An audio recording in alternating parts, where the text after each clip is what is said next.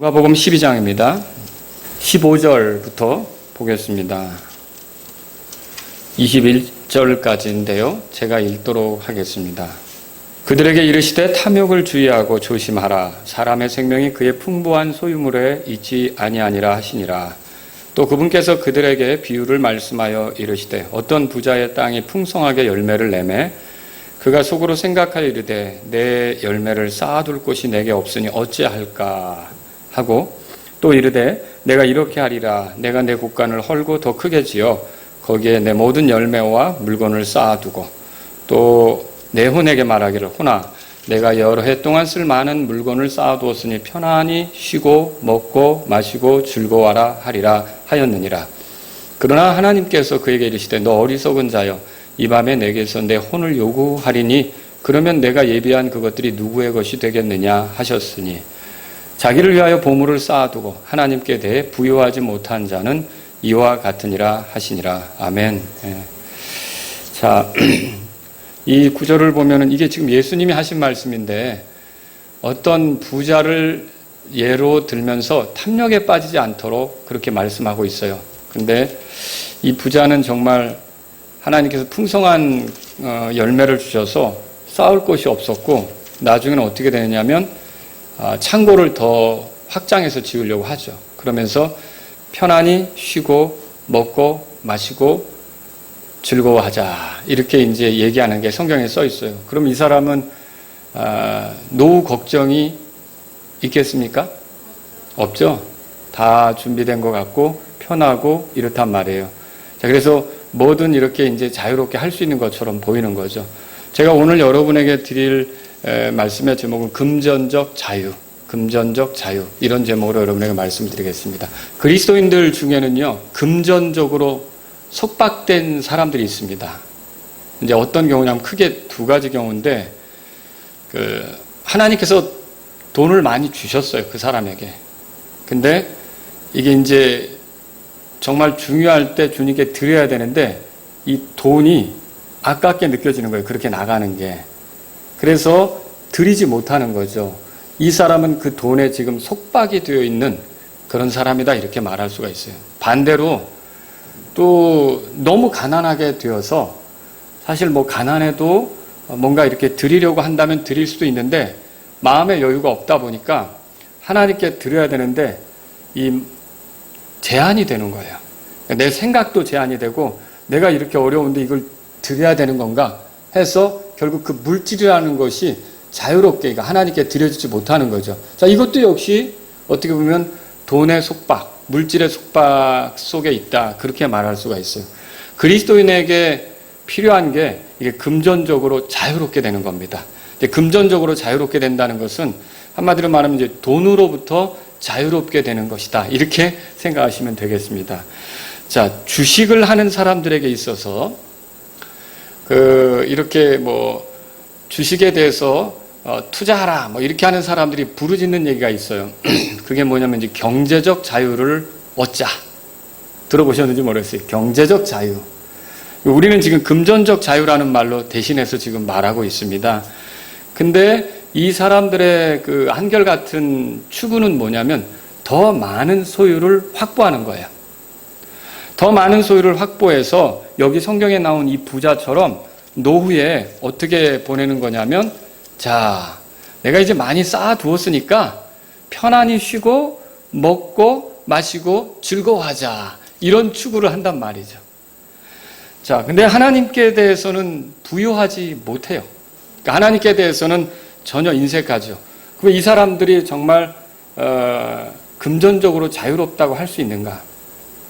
이 사람들은 돈이 없으면 정말 아무것도 아닌 것 같은 삶을 살고 있는 거예요. 그러니까 경제적 자유를 부르짖었지만 사실 어떻게 보면 돈에 꽉 매여 있는 삶이다. 그렇게 말할 수밖에 없는 거죠. 그리고요, 어떤 사람들에게 있어서 금전적 자유는 돈이 있어 내가 원하는 모든 것을 할 수 있게 되는 것을 말한다. 이렇게 이제 합니다. 이런 사람들은 자신의 일을 돈으로 결정하는 거예요. 그러니까 내가 뭐 하고 싶은 게 있는데 그걸 하려면 돈이 있어야 되고 돈이 있으면 나는 걱정 없이 그런 것들을 해낼 수가 있다 이거죠. 그게 바로 경제적 자유가 아니겠느냐 이렇게 말하는 거예요. 근데 그러면 그 사람의 삶을 가만히 들여다보면 그 사람이 뭔가를 하고 안 하는 거를 결정하는 데 있어서 중요한 역할을 하는 건 돈이 되는 거예요. 그럼 그 사람도 역시 돈에 매여 있다라고 말할 수밖에 없는 거죠. 실제로 저와 여러분들이 그리스도인으로서 살아가면서 경험하는 건 뭐냐면 저도 그런 거 많이 경험했어요. 사실 저에게는 가진 것이 없는데 하나님께서 놀랍게 공급해 주셔서 어떤 일이 가능하게 되는 경우를 경험한 적이 있거든요. 여러분 그런 경험 없으세요? 그러니까 꼭 돈이 있어야만 뭐가 되는 게 아니라 하나님이 도우시면 가능한 경우가 있단 말이죠. 근데 이 하나님에 대해서 생각을 못하면 돈이 있어야만 될 것처럼 생각하는 거예요. 그러니까 그래서 이제 내가 자유롭게 하기 위해서 돈이 필요하다고 하는데 이 뚜껑을 열고 들여다보면 그만큼 돈에 매여 있다는 것을 보여주고 있는 거죠. 또 무소유를 주장하는 사람은 금전적 자유가 재정적인 압박, 돈을 필요로 하는 문제로부터 우리가 벗어나야 금전적 자유가 된다. 그래서 우리 아무것도 갖지 말고 좀 뭐 욕심이 있지만 취하지 말고 뭐 필요한 게 있지만 그거 바라지 말고 이렇게 살아가면 우리가 자유로울 수 있다고 생각하는 사람들도 있어요. 근데 실제로 인간의 삶이라는 것은 많은 필요가 있고 그것을 무시하며 살아갈 수는 없는 겁니다. 그러니까 그 사람들의 말도 적절하지는 않은 거죠. 그리고 또 어떤 사람은 금전적 자유를요, 하나님으로부터의 독립이라고 생각해요. 무슨 말이냐? 내가 하나님께 빌 필요가 없이, 하나님께 기도하고 의존할 필요가 없이 어떤 물질이 여유로워서 기도하지 않고도 내가 원하면 무엇이든지 할 수 있는 힘이 생기는 거. 그거를 금전적 자유로 보는 거죠. 여러분 그거 어떻게 생각하세요? 잠언 11장 28절에 이렇게 써 있어요. 자기 재물을 신뢰하는 자는 넘어진다. 그렇게 돼 있어요. 또 시편 37편 5절에는 내 길을 주께 맡기고 또 그분을 신뢰하라. 그분께서 그것을 이루신다. 그러니까 하나님 대신 돈을 의지하기 시작하는 게 어리석은 거라는 거죠. 그건 금전적 자유가 아니에요. 그건 오히려 하나님을 등지고 더 어리석게 가는 꼴이 되는 거죠. 그래서 저와 여러분들이 이 시간 그 성경이 말하는 금전적 자유, 성경이 말하는 돈으로부터의 자유는 뭘 말하는 것인지를 저하고 여러분이 말씀을 통해 살펴보자는 거죠. 이걸 오늘도 한 3가지로 정리했는데 첫 번째는 뭐냐면 이 금전적 자유, 돈으로부터 자유로워지는 건 하나님께 드리는 것에 있어서 부요해지는 거예요. 하나님께서 우리에게 소유를 주시는 이유가 한 4가지 정도로 정리할 수 있는데 첫째는 뭐냐면 삶에 필요한 것들을 우리가 구해서 우리 몸을 살피고 우리의 그 정신들을 건강하게 하고 이게 우리의 필요를 챙기라는 뜻으로 하나님이 우리에게 물질을 주시는 거고요. 두 번째는 뭐냐면 우리 가족을 부양하라는 뜻에서 물질을 주시는 거예요.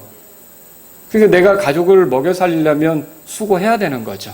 물질을 얻기 위해서 애를 써야 되는 거죠. 세 번째는 하나님의 사역, 주님의 사역에 참여하도록 거기에 동참하도록 하기 위해서 우리에게 이런 물질을 주시는 거고요. 또 4번째는 가난한 자들, 어려운 자들을 구제하도록 돌아보도록 하기 위해서 하나님께서 물질을 주신다 이렇게 말할 수 있는 거예요. 근데 그리스도인들은 탐욕을 조심해야 합니다. 자, 오늘 본문 말씀 보세요. 누가복음 12장 거기 15절을 한 목소리로 읽겠습니다. 예수님의 말씀에 이게 시작. 그들에게 이르시되 탐욕을 주의하고 조심하라. 사람의 생명이 그의 풍부한 소유물에 있지 아니하니라 하시니라. 예수님은 이 말씀을 통해서 땅의 부를 추구하는 것과 또 하나님께 부유한 것을 비교해서 말해주고 있어요. 자, 여기 이제 부자가 등장하는데 이 사람은 땅의 소유가 풍성해졌단 말이에요. 그러니까 땅의 열매가 많아진 거예요. 정말 누가 볼 때는 저 사람 저 물질 가지고 뭐든 원하는 대로 다 할 수 있겠다 싶은 그런 형편이 된 거죠. 그러니까 부자가 맞죠. 그래서 여기 16절에도 어떤 부자의 땅이 풍성하게 열매를 내매 부자의 부자. 근데 이렇게 부자인데도 이 사람은 어떠냐? 자, 거기 21절에 보면 자기를 위해 보물을 쌓아두고 뭐라고 되어 있죠? 하나님께 대해 부요하지 못한 자다. 그렇게 말하고 있어요. 그러니까 하나님께 대해서는 뭐 하는 게 가난한 자처럼 한단 말이에요. 아주 없는 자처럼 한단 말이에요. 못 가진 자처럼 한단 말이죠. 이걸 비교해서 지금 성경이 말해주고 있어요. 예수님의 말씀은 이런 사람을 뭐라고 표현했냐면 20절에 어리석은 자여, 하나님이 그렇게 부른다고 했어요. 그러니까 부유함을 가지고 있는데 땅에서는 쌓아둘 곳이 없어서 더 큰 창고를 지을 정도로, 그리고 누가 보기에 저 사람은 원하면 뭐든지 할 수 있을 것 같다는 생각이 드는 부자지만, 그러니까 하나님께 대해서는 거지같이 행동하는 거, 아무것도 없는 자처럼 드리지 못하는 거, 이런 거를 하나님은 지금 그런 사람을 뭐라고 불렀다고요? 어리석은 자다, 이렇게 불렀다는 거죠. 어리석은 자다. 그리스도인들은 땅에서 부를 축적하는 일보다 하늘에 보물을 쌓아두려고 해야 합니다. 마태복음 6장 19절에서 20절에 보면 이렇게 말씀하고 있어요. 제가 읽어드립니다. 너희 자신을 위해 보물을 땅에 쌓아두지 말라. 거기서는 좀과 녹이 부패시키며 거기서는 도둑들이 뚫고 훔치느니라. 오직 너희 자신을 위해 보물을 하늘에 쌓아두라. 거기서는 좀과 녹이 부패시키지 아니하며 거기서는 도둑들이 뚫지도 훔치지도 못하느니라. 그러면 하늘에 쌓아둔다는 것은 뭘 의미할까요? 혹시 하늘에다가 내 돈을 저장해 두려면 어디다가 넣어줘야 되죠? 어느 은행을 가야 될까요? 내가 하늘에다가, 그럼 거기다 넣어놓으면 나중에 하늘나라에 가서 찾아 쓰는 건가요? 그게 도대체 하늘에 쌓아두라는 것은 뭘 얘기하는 걸까요? 이게 이런 말입니다. 이게 땅에 사는 동안 땅에 사는 것을 위해서만 재물을 모아두고, 여러분 땅에 사는 것은 끝이 있잖아요. 언젠가 끝날 삶이잖아요.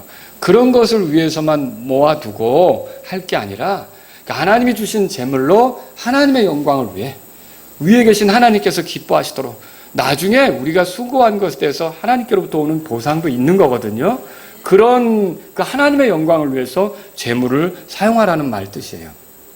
이 부자를 보세요. 이 본문 속에 등장하는 부자는요, 편안히 쉬고 먹고 마시고 즐거워하기 위해서 쌓아두는 거예요. 누구를 위해서 쌓아두는 거예요? 전적으로 자기 자신을 위해서 쌓아두는 거죠. 전적으로 자기 자신을 위해서 쌓아두는 거예요. 그런데 그렇게 할 게 아니라는 거죠. 누가복음 12장 거기 42절에 보세요. 주께서 이르시되 그런즉 자기 주인으로부터 그의 집안 사람들을 넘겨받아 다스리며 제때에 그들에게 그들의 몫의 양식을 나누어 줄, 뭐라고 돼 있죠? 신실하고 지혜로운 청지기가 누구냐? 하나님이 우리에게 재물을 맡기시는 건요, 우리 자신 잘 먹고 잘 살도록 쌓아놓으라는 뜻이 아니라 그걸 잘 굴려서 청지기처럼 사용하라는 뜻이에요. 청지기라고 하는 건 뭐예요? 내 것이 아닌 것을 맡아서 나에게 맡기신 분이 좋도록, 그분께 영광이 되도록 잘 관리하고 사용하는 게 청지기 아닙니까? 그런 삶을 살라고 하는 거죠. 48절에도 보세요. 알지 못하고 채찍 맞을 일들을 한 자는 적게 맞으리라. 누구든지 많이 받은 자에게는 사람들이 많이 요구할 것이, 이게 진리예요. 하나님께서 우리에게 많이 맡겼다면 많은 것들을 기대하는 게 맞다는 거죠. 근데 하나님이 우리에게 맡기셨는데 우리를 위해서는 쌓아놓는데 하나님을 위해서는 이거를 사용하지 않는 거예요. 그러면 하나님께 대해 부유한 게 아니고 아주 거지처럼 빈털터리처럼 행동하는 거예요. 사실 빈털터리가 아닌데 그 사람은 하나님께서 기뻐하시지 않는다는 거예요. 잠언 11장 24절 25절에 보면 이런 말씀이 있어요. 흩을지라도 여전히 불어나는 일이 있고 지나치게 아낄지라도 가난에 이르는 일이 있느니라. 후하게 주는 호는 기름지게 되며 물을 대는 자는 자기도 물을 받으리라. 자, 여기 잠언 11장 24절에 흩을지라도 여전히 불어나는 일이 있다 할 때 그 흩는다는 게 뭐냐? 이거는 낭비하고 사치하고 돈 뿌리고 다니고 그거 얘기하는 게 아니에요. 정말 돈이라고 하는 건 귀하게 써야 되는 겁니다. 함부로 낭비할 생각하면 안 되는 거죠. 정말 가치 있는 데 쓰려고 해야 되는 거죠. 의미 있고 가치 있는 일을 위해 이 돈을 쓸 수 있는 거. 우리가 뭐 옛말에 개처럼 벌어서 정승처럼 쓴다고 그러잖아요. 정말 중요한 일에 이렇게 돈을 쓰는 거, 이걸 흩는다. 의미 있는 일, 중요한 일에 돈을 사용한다. 이거를 흩는다. 그렇게 표현하는 거예요. 자, 이렇게 할 때 오히려 불어나는 일이 있다. 그렇게 말하고 있고요. 지나치게 아끼면, 인색하게 굴면 오히려 더 가난하게 되는 그런 일이 있다라고 성경이 말하고 있단 말이죠. 여기 25절에 후하게 주는 혼 이렇게 표현된 게 있어요. 근데 이게 영어 성경에 찾아보면 The liberal soul 그렇게 돼 있어요. 굉장히 진보적인 혼. 우리가 그렇게 풀어 말할 수도 있겠죠. 자신의 것을 나눠줄 줄 아는 사람을 이 표현으로 말하고 있는 거예요. 근데 오늘날 정치인들은 자신의 것을 나눠주는 게 아니라 꼭 국가의 것을 나눠주려고 애를 쓰는 거예요. 그래서 문제가 되는 거죠. 그게 당장 후하게 주는 것 같지만 사실 후대에게 짐을 안기는 거고 국가의 빚을 증대시키는 거 아닙니까? 절대로 그런 사람들을 여러분이 따르고 좋아할 필요 없습니다. 아니, 자기 것을 나눠준다면 좋겠어요. 예를 들어 어떤 사람들을 후원하는데 자기가 돈이 많아서 자기 것을 풀어준다면 좋죠. 그런데 어렵게 모은 세금으로 자꾸만 이렇게 나눠주려고 하는 건 그리 바람직한 일이 아니라는 것이죠. 자, 바나바는 어떻게 했어요? 자기 걸 나눠줬어요. 그래서 예루살렘 교회의 가난한 자들을 도왔던 거예요. 그러니까 바나바라는 소리를 들었죠. 바나바는 위로의 아들이란 말이죠. 여러분, 다윗은요, 자기 것을 하나님께 드렸어요. 그는 성전을 짓고 싶었어요. 근데 하나님께서 그걸 원치 않았죠. 그렇다고 해서 손 놓고 가만히 있는 게 아니라 그 성전을 짓는데 준비하도록 얼마나 하나님의 집을 사모했는지 자기 것을 드렸다는 것을 역대상을 통해 살펴볼 수 있어요. 그러니까 이렇게 자기 것을 흩어 나눠주더라도 하나님께서 오히려 더 부하게 하시는 경우가 있단 말이죠. 근데 어떤 분들은 또 이렇게 말하죠. 목사님의 설교는 알겠는데 내 형편이 너무 어려워서 저는 드리기가 곤란합니다. 하나님 저한테 그거 뜯어먹으시려고 바라시는 건 아니겠죠? 난 너무 어려운데. 정말 저는 어렵습니다. 근데요, 여러분 성경을 가만히 보세요. 그 마케도니아 교회가 예루살렘 교회에 헌금을 보내는데 성경을 가만히 읽어보면 마케도니아 교회가 풍족한 상태가 아니었어요. 고린도후서 8장 1절 2절에서 보면 극심한 가난 가운데서도 힘에 넘치도록 했다는 말이 있어요. 그럼 이거는 뭘 우리에게 보여줄까요? 가난해서 못한다? 아니라는 거죠. 마음만 있으면 얼마든지 가능한 거예요. 그러니까 하나님께 드리는 거, 하나님의 일에 참여하는 거, 하나님께 표현하는 거. 근데 오늘 누가복음 12장에 나오는 부자는 자기를 위해서는 잔뜩 쌓아놓고 이제 편하게 지내자 하지만 하나님께 조금의 마음이 있어요, 없어요? 없는 거죠. 하나님께 부여치 못한 거죠. 이건 어리석은 자라고 성경이 말하고 있다라고 하는 거죠. 그러므로 가난을 이유로 하나님께 드리지 못하고 나누어 주지 못하겠다. 이거는요, 어떻게 보면 금전적으로 자유롭지 않은 거예요. 이 가난에 매여서, 그러니까 물질이라는 것에 어느 정도 내가 갖고 못 갖고 요 물질이라는 것에 매여서, 그러니까 돈으로부터 자유로운 게 아니라는 거죠. 그 돈에 매여 있는 것을 보여주고 있다라고 할 수 있는 거죠. 여러분, 예수님께서 인정하신 여자, 자기 생활비 전부를 드린 여자, 2렙돈을 드린 여자, 부자였어요? 가난한 자였어요? 가난한 자였어요. 가난한 자도 드릴 수 있단 말이죠. 여러분, 엘리야가 기근을 만났을 때 사르밧 과부에게 갔는데 사르밧 과부가 빵을 준비해서 만들어서 줬잖아요. 그런데 사르밧 과부는 부유했습니까? 가난했습니까? 가난했죠. 근데 가난해서 못 드린다. 이거는요, 물질에 매여 있다는 뜻이에요. 그러니까 이게 금전적으로 자유로운 겁니까? 자유롭지 않다는 거죠. 여러분, 금전적으로 자유롭다는 것은 뭘 얘기하는 거냐면 하나님께 드리는데 인색하지 않게 되는 거예요. 그 돈 때문에 연연해하지 않는 거죠. 이게 정말 필요한 거라면 얼마든지 이렇게 드리려고 하는 그런 것을 우리가 금전적으로 자유롭다, 그렇게 말할 수 있는 거죠. 그런 삶이 될 수 있기를 바랍니다. 네. 두 번째로요, 만족하며 사는 것이 금전적으로 또 자유로운 겁니다. 만족이라는 게 뭐죠? 하나님께서 제공해 주시는 수준의 거기에 맞게 살아가는 능력, 이걸 만족이라고 할 수 있어요. 빌립보서 4장 12절에 이렇게 써 있습니다. 들어보십시오. 내가 비천하게 되는 것도 알고 풍부하게 되는 것도 알아. 어디에서나 모든 일에서 배부른 것과 배고픈 것, 풍부한 것과 궁핍당한 것을 다 배웠노라. 자, 이게 나는 만족하는 삶을 배웠다라는 말인데, 여기서 발견하는 건, 만족이라고 하는 건요, 삶의 환경과 구별되어 있어요. 이 말은 무슨 뜻이냐면 삶의 환경이 어떠하든지 상관없이 거기에 영향을 받지 않고 살아가는 게 만족이다. 이렇게 말할 수 있는 거죠. 자, 많이 소유해야만 만족합니까? 그렇지 않습니다. 적게 가지고도 만족할 수 있습니다. 여러분, 적게 가지면 만족할 수 없습니까? 적게 가지고도 만족할 수 있는 것이죠. 자, 그래서 더 많은 돈, 더 많은 소유를 가지면 만족할 줄 알고 거기에만 매달리는 것은요, 사실 어떻게 보면 돈에 의해서 자기의 삶의 만족을 찾으려고 하는 것은요, 그 금전적으로 매여 있다는 뜻이에요. 금전적으로 자유롭지 못하고 돈에 구애받는 생활을 하고 있다. 그렇게 말할 수 있는 거죠. 디모데전서 6장 6절에 만족하면서 하나님을 따르는 것은 큰 이득이다. 그렇게 말했어요. 여기서 하나님을 따른다는 건 경건하게 사는 걸 말해요. 그러니까 만족하면서 경건하게 사는 것은 크게 이득이 된다. 그렇게 성경이 말하고 있는 거죠. 자, 그러면 여기서 중요한 게 만족은 그냥 됩니까? 저절로 가면 만족하는 삶이 옵니까? 만족은 배워야 돼요. 이게 성경 말씀이에요. 만족하는 삶은 배워야 한다고요? 예, 배워야 합니다. 이게 빌립보서 4장 11절에 이렇게 써 있어요. 내가 궁핍함으로 말하지 아니하노라. 내가 어떤 처지에 있든지 거기에 만족하는 것을 내가 배웠노니. 바울이 그렇게 말했어요. 그러니까 바울은 만족하는 삶을 배웠는데 그럼 바울은 어떻게 배웠을까요? 하나님 말씀으로부터 배우죠.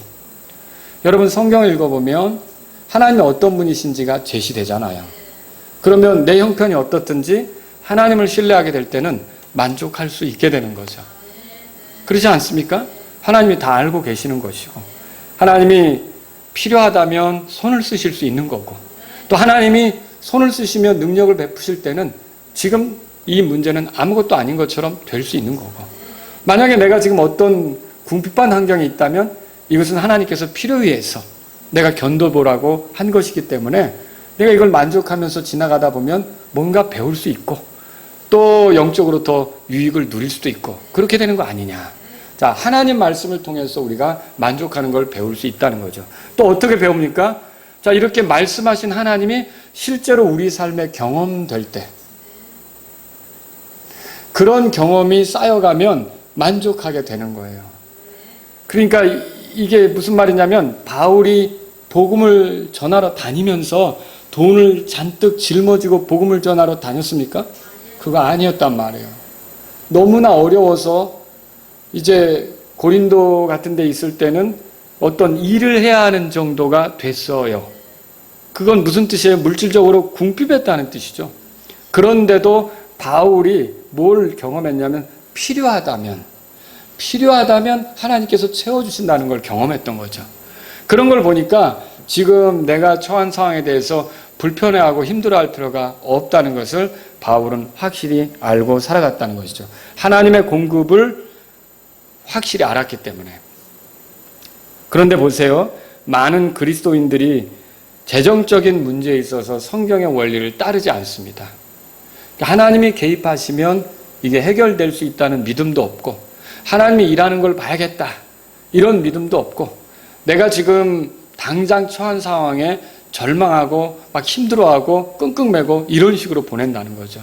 사실은 그렇게 되는 건 결국 뭘 보여주고 있냐면 그 금전적으로 자유롭지 못하다는 것을 보여주고 있는 거예요. 금전적으로 자유롭다면 물질이 많고 적음에 의해서 휘둘리지 않게 된다는 거죠. 여러분 아시겠죠? 만족의 반대는 뭐예요? 탐욕입니다. 오늘 본문 말씀에 예수님께서 탐욕을 주의하고 조심하라 그렇게 말했어요. 그리고 히브리서 13장 5절에는 이렇게 말했어요. 너의 행실을 탐욕이 없게 하고 너희가 가진 것들로 만족하라. 그분께서 이르시되 내가 결코 너를 떠나지 아니하고 너를 버리지 아니하리라 하셨느니라. 자, 만족은 지금 가지고 있는 것들에 대한 감사로 이 경험될 수 있는 거예요. 가질 수 있는 거죠. 주어질 수 있는 거죠. 자, 여기 보면 우리를 결코 떠나지 않는다고 주님께서 약속하셨어요. 이 약속을 신뢰할 때 만족할 수 있는 거예요. 그리고 주님에 대한 믿음이 있으면 만족할 수 있는 거예요. 그러니까 만족은 주님에 대한 믿음의 표현이 되는 거예요. 그러니까 만족할 줄 아는 것은 주님을 믿고 있다는 뜻인 거예요. 만족하지 못한다는 것은 굉장히 불안해하고 초조해하고 이런 건데 왜 불안해하는가 봤더니 돈이 없는 거예요. 그래서 불안해지는 거죠. 그 사람은 지금 뭐예요? 이 금전적인 자유를 누리지 못하고 있는 거죠. 있으면 있는 대로, 없으면 없는 대로, 풍족하면 풍족한 대로, 모자라면 모자라는 대로 여러분 감사하면서 살아갈 수 있습니까? 그게 금전적 자유란 말이에요. 근데 있으면은 기분 좋고 없으면 초조해지기 시작하고 그러니까 불안해지기 시작하고 만족을 잃어버리고 이런 것들은 지금 금전적 자유가 아닌 뭔가에 그 있어야 될 것에 내가 매이고 있다는 뜻이죠. 주님은 이런 걸 원치 않는 것입니다. 잠언 기록자는 주께 두 가지 일을 요청했어요. 그 중에 하나가 뭐냐 이런 거였어요. 들어보세요. 나를 가난하게도 마옵시고 부하게도 마옵시며 내게 알맞은 양식으로 나를 먹이시옵소서. 내가 배불러서 주를 부인하고 말하기를 주가 누구냐 할까 염려하며 또는 내가 가난하여 도둑질하고 내 하나님의 이름을 헛되이 취할까 염려하나이다. 너무 많이 가져서 주님을 부인하는 것도 악입니다. 위험한 일이죠.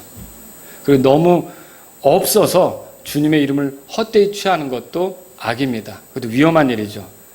여러분 가난은 미덕입니까? 그렇게 생각하지 마십시오. 가난은 참 불편한 거죠. 할 수 있으면 가난을 벗어야 합니까? 당연하죠. 가난을 벗어야죠. 자, 목사 중에는 가난한 사람들이 많다고 그런 목사를 본받겠다고 성도들이 다 가난하게 산다. 주님의 뜻입니까? 그렇지 않다는 거예요. 여러분, 가난하다면 그걸 벗으려고 해야 되는 거죠. 예? 벗으려고 해야 되는 거예요. 그러나 가난 속에서도 당당하게 주를 위해 사는 것. 그게 금전적으로 자유로운 거예요. 내가 없다고 해서 그러니까 어떤 사람들 그래요. 요즘 교회도 돈이 있어야 다녀. 그 사람이 금전적으로 자유롭지 않다는 것을 보여주고 있는 거죠. 여러분 돈이 있든지 없든지 돈이 없으면 없는 대로 주님을 향해 나아갈 수 있는 거고 있으면 있는 대로 주님을 향해 나아갈 수 있는 게 우리 아닙니까? 우리가 주님께 나아가는 것이 돈 때문에 나아가고 못 나가는 겁니까? 아니죠. 우리는 예수님을 통해 주어진 하나님의 은혜, 구원의 은혜, 우리를 사랑하시고 죄에서 용서받게 하신 은혜가 귀해서 나가는 거 아닙니까? 근데 돈이 있으면 오늘 내가 헌금할 게 있으니까 교회 갈 수 있고 오늘은 좀 왠지 가기가 싫고 이거는 금전적 자유를 누리지 못하는 꼴이라는 거죠. 그래서 정말로 금전적 자유를 누리는 사람은 가난 속에서도 당당하게 주님을 섬기고요. 또 부유하다고 해서 우쭐대거나 교만하지 않습니다. 하나님 외면하고 자기 힘으로 뭔가를 해나가려고 하는 것처럼 하지도 않는단 말이죠. 그래서 금전적 자유는 뭐예요? 물질에 흔들리지 않고 어떤 형편에서든 일관되게 하나님을 섬기는 게 금전적 자유다 이거예요. 그러니까 돈으로부터 자유로운 삶이죠. 이런 삶이 저와 여러분의 삶이 될 수 있기를 바랍니다. 세 번째로는요. 빚 없이 사는 것이 또 금전적 자유다 이렇게 볼 수 있어요.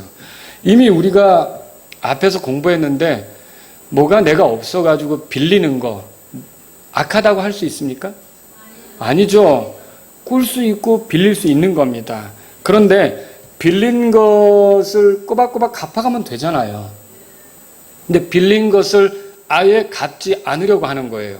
여러분 이건 뭡니까? 이건 악한 거예요. 그래서 서로 사랑하는 것 외에 누구에게든지 어떤 것을 빚지지 말라 그랬죠. 이때 빚지지 말라는 말은 뭘 꾸지 말라는 말이 아니라 뭘 꾼 것을 갚지 않아서 그 채무 상태 그게 이제 남아서 그걸로 내가 어렵게 되는 그 빚을 만들지 말라는 뜻이죠.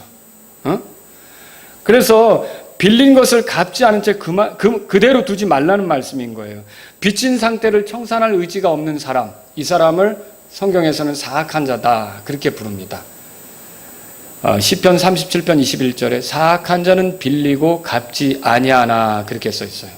그러니까 구원받은 사람은 자기가 뭘 빌렸으면 항상 그걸 되돌려 주려고 해야 하는 마음이 있어야 된다는 거죠. 그걸 우리가 보는 거예요. 출애굽기 22장 14절에 사람이 자기 이웃에게 무엇을 빌렸는데 그것의 주인이 그것과 함께 있지 아니할 때 그것이 상하거나 죽으면 그가 반드시 배상하려니와 그랬어요. 배상이 여기에 등장하는 건 반드시 돌려주라는 뜻이에요. 그냥 안 돌려주고 없는 것처럼 빚으로 남겨두지 말라는 거죠. 뭐 탕감받을 수는 있겠지만 그렇지 않다면 우리는 어떻게 될까요? 최선을 다해서 갚으려고 해야 되는 것이죠. 그렇다면 여러분 빌리는 일에 또 신중해야 되겠어요. 왜냐하면 이거를 갚지 못하는 지경에 이르도록 만들면 안 되는 거니까. 그렇죠?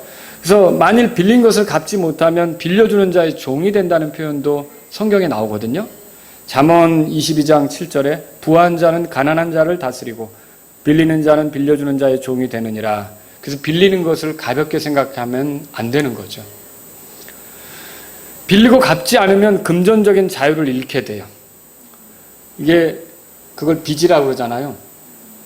근데 요걸 갖다가 이제 우리 죄를 표현하는데 이렇게 쓸 때가 있거든요.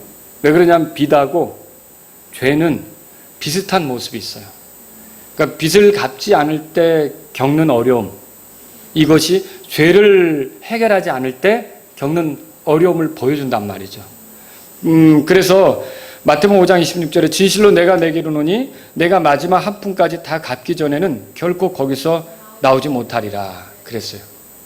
그 무슨 말이에요? 빚이 있고 그걸 갚을 능력이 안 돼서 그게 이제 채무 상태로 굳어져서 힘들게 됐단 말이죠. 그러면 그 빚 때문에 갇혀야 되는 일이 생기는 거예요. 그것처럼 죄가 있는데 이 죄를 해결받지 못하면 우리가 심판의 장소에 갇혀서 영원히 고통을 당해야 되는 일이 생기는 거죠. 근데 감사하게도 우리 죄의 빚은 예수님께서 대신 갚아주셨어요. 십자가에서 피로 자신의 생명으로 자신을 지불해서 대신 갚아주심으로 우리가 자유롭게 될 수 있도록 만들어주신 거죠.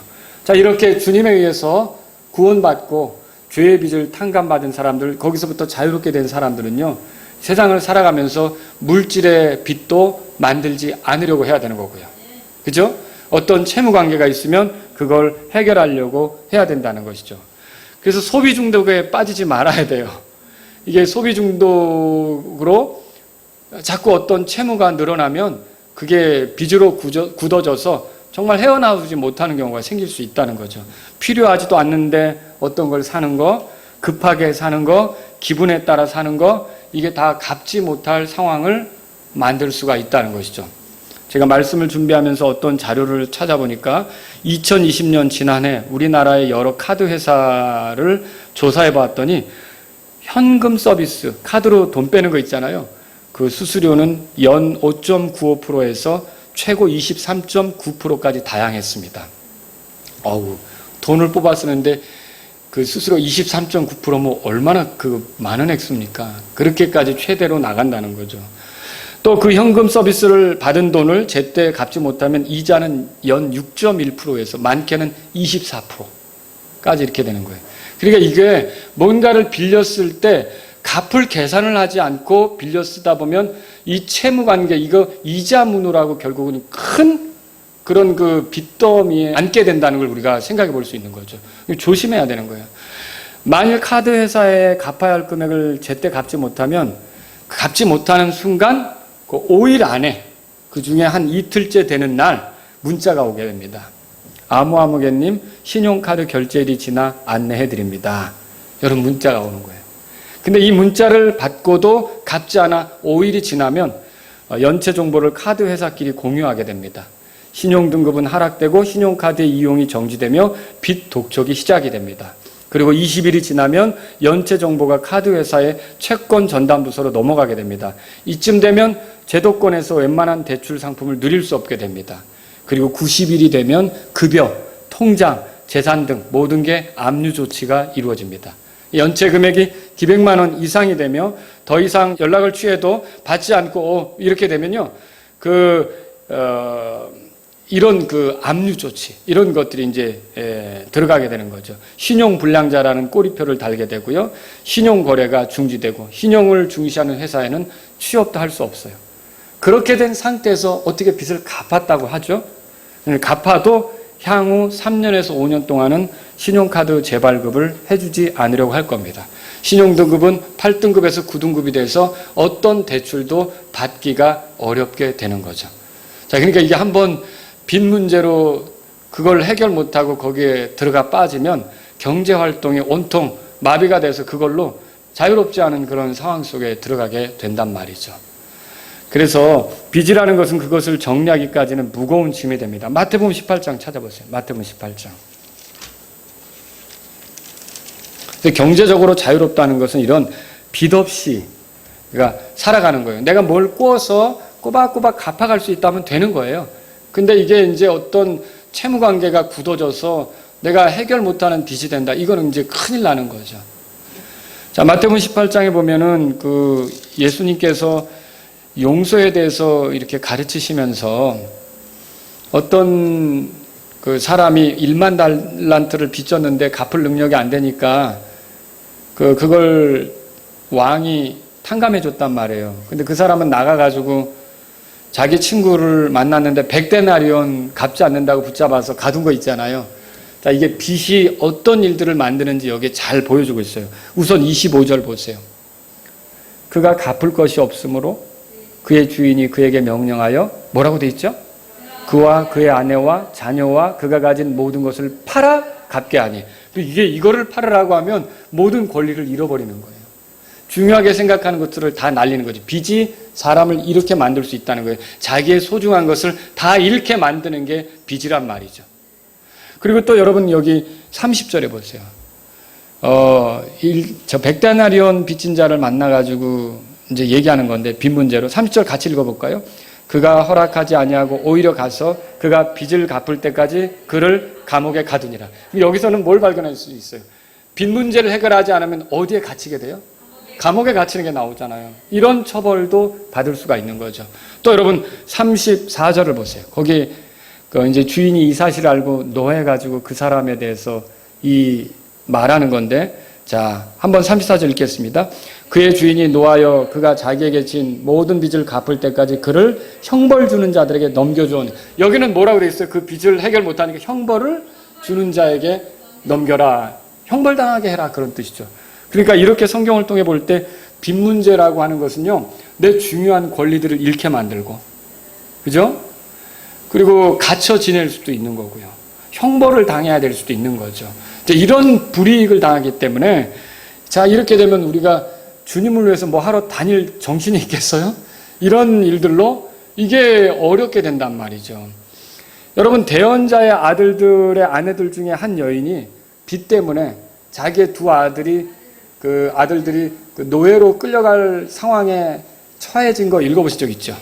그때 엘리사가 기름이 그 병에서 나오게 해가지고 그 빚을 탕감해서 위기를 모면하게 된 경우 있잖아요. 거기서도 보세요. 빚을 안 갚으니까 노예 생활을 해야 되는 그런 끔찍한 일이 벌어진단 말이죠. 그 결국 빚이라고 하는 게 뭐예요? 금전적 자유를 앗아간다는 거예요. 그러면 금전적 자유라는 건 뭐냐는 거예요. 이런 빚 없이 자유롭게 하나님을 섬기며 사는 것을 말한다. 그렇게 할 수 있는 거죠. 오늘날도 파산 제도가 있지만 그 후유증은 오래 갑니다. 성경을 믿는 그리스도인들은 이 땅에 사는 동안 주님을 영광스럽게 해야 되지 않아요? 그러려면 빚을 만들지 말아야 돼요. 여기 빚을 만들어서 빚의 올무에 걸려들면 어떻게 됩니까? 하나님과 동행하는데 걸림돌이 돼요. 복음을 전해야 될 사람인데 좋은 간증을 잃어버릴 수도 있는 거고요. 그걸 해결하기 위해서 다른 일은 생각도 못하는 아주 깊은 그런 자유롭지 못한 환경에 빠질 수가 있다는 거죠. 그래서 저와 여러분들은요, 이렇게 빚지지 않는 삶, 내가 빚을 만들지 않는 삶, 뭘 빌렸다면 꼬박꼬박 갚아가면서 그걸 해결해 나가는 삶, 이런 삶을 저와 여러분들이 살아야 된다는 거죠. 그게 금전적 자유란 말이죠. 자, 금전적 자유는 이렇게 하나님께 부유해지는 삶, 물질에 구애받지 않고, 또 만족하는 삶, 많이 있든지 없든지 거기에 구애받지 않고 만족하며 감사하며 사는 삶. 또 금전적 자유는 뭐냐면요, 이렇게 물질의 빚에 매이지 않고 얼마든지 자유롭게 주님을 위해 뛰어다닐 수 있게 되는 그런 삶. 이게 금전적 자유라는 거죠. 여러분, 이렇게 돈으로부터 자유로운 삶을 원하십니까? 이런 삶이 되기를 바랍니다. 오늘 세 가지로 권고하고 말씀을 끝내겠어요.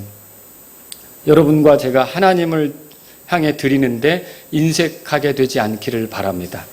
정말 그분의 영광을 위해서라면 그분의 필요에 참여하고자 해야 하는 거예요. 우리가 버는 어떤 돈은, 만약에 우리가 저축하는 어떤 돈은, 우리가 또 투자하고 모아가는 어떤 돈은 이제 언젠가 만일 주님이 필요로 하신다면 내가 아끼고 모아서 주님을 위해 드려야겠다. 이런 마음도 여러분에게는 있어야 된다는 거죠. 그냥 이 부자처럼 말이죠.